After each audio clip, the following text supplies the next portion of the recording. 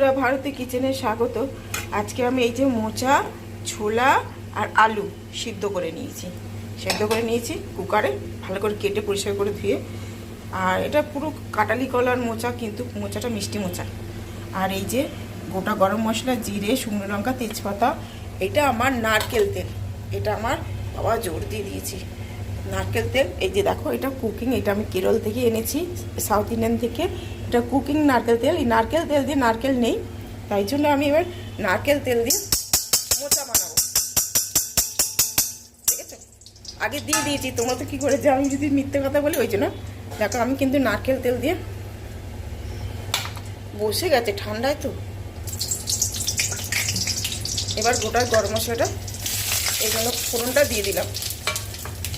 ফোড়নটা দেওয়ার পর ফোড়নটা একটু ভাজা হোক। এরপর আমি এই যে এখানে আদাটা বেটে রেখেছি শিলে। এক হাতে ভিডিও করছি, এক হাতে তুলছি, দেখো কত কষ্ট করে ভিডিও করি আমি। এবার আমি আদাটা একটু ভেজে নেব।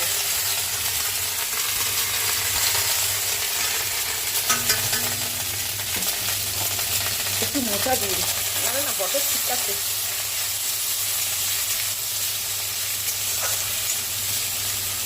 আদাটা একটু ভাজা হোক। আদাটা ভাজা হয়ে গেছে। এবার আমি এই যে লঙ্কা গুঁড়ো, জিরে গুঁড়ো, হলুদ গুঁড়ো আর ধনে গুঁড়ো, জিরে গুঁড়ো আর লঙ্কা গুঁড়ো, হলুদ গুঁড়ো, এইগুলো মশলাটা দিয়ে দিলাম।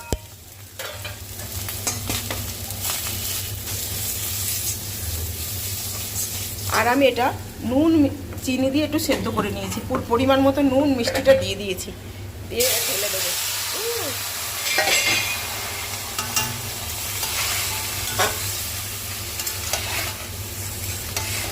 গুঁড়ো মশলা তো বেশি ভাজতে নেই, এতই হয়ে যায়। একটু নাড়াচাড়া দিলেই তো হয়ে যায়। এবার একটু চাপা দিয়ে দেবো, মশলাটা একটু সেদ্ধ হতে। আর জল দেবো না। এবার একটু চাপা দিয়ে দিলাম। 5 মিনিট পর আবার দেখবো, দেখি 5 মিনিট হয়ে গেছে, কতটা কি হয়েছে। হ্যাঁ, একটু অনেকটা শুকিয়ে এসেছে, জলটা হয়ে গেছে। আমার মশলাটাও সেদ্ধ হয়ে গেছে। এবার আবার নামিয়ে ফেলবো। আমরা সব তো সেদ্ধই ছিল, অত তাড়াতাড়ি করে ফেললাম। আর একদম সত্যিকারের নারকেল তেল দিয়ে এই নারকেল তেল দিয়ে নারকেল দিয়ে এই যে আমার এটা হলো একটু গাওয়া ঘি দিয়ে দিলাম, না মশলা একটু গাওয়া ঘি। আর এই গরম মশলাটা দিয়ে দিলাম, গরম মশলাটা। এবার বেশিক্ষণ নাড়বো না, গন্ধটা উড়ে যাবে বলে বন্ধ করে দিলাম গ্যাসটা। এবার মাখা মাখা করে দিলাম, করে দিয়ে একটু 1 সেকেন্ড চাপা দিয়ে রাখি, তারপর হয়ে গেছে। এবার আমি ঢেলে নেব, তারপরে গরম গরম পরিবেশন করব। এবার আমি এই যে আহা, যা গন্ধ বেরিয়েছে না, পুরো একদম নারকেল তেল সত্যি স্বাস্থ্যের পক্ষে খাওয়া ভালো। তরকারি এখন যা ভেজালের যুগ, তাতে নারকেল তেলে রান্না করা ভালো, শুধু খাটনি পারি না করতে। এবার চেষ্টা করব।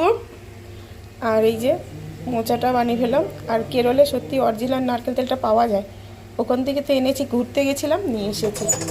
এই যে মোচার ডালনা করেছি, দেখো শুধু নারকেল তেল দিয়ে। এটা সরষের তেল নেই, কোনো রিফাইন তেল নেই, একটু শুধু নারকেল তেল। যা গন্ধ বেরিয়েছে না, পুরো নারকেল তেল, নারকেলের যে একটা ফ্লেভার আছে সেইটা পুরো বেরিয়েছে। দারুণ হয়েছে মোচার গন্ধটা। তোমরা না দেখলেও একবার বাড়িতে বানিয়ে করে খেয়ে দেখো, আর বাড়িতে সবাইকে খাইও, দেখো কেমন লাগে। ভালো লাগলে লাইক করো, কমেন্ট করো, সাবস্ক্রাইব করো। টাটা।